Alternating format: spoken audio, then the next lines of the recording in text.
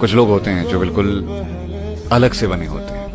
वो किसी को ना नहीं कह पाते, बुरा लग जाता है तब भी चुपचाप सह लेते हैं। मुझे लगता है ऐसे लोग दुनिया के लिए तो भले रह जाते हैं, पर अंदर ही अंदर बड़े परेशान रहते हैं। दुनिया के सामने हंसते हुए चेहरे लोगों को बड़े खुश लगते हैं और बड़े भोले प्यारे भी लगते हैं, लेकिन इनकी शराफत का लोग का फायदा उठा जाते हैं, इन्हें पता ही नहीं चलता। अगर भोलापन है आपके अंदर तो इसे हटा लीजिए, ये इस दुनिया में काम नहीं आने वाला। दुनिया बड़ी टेढ़ी है साहब।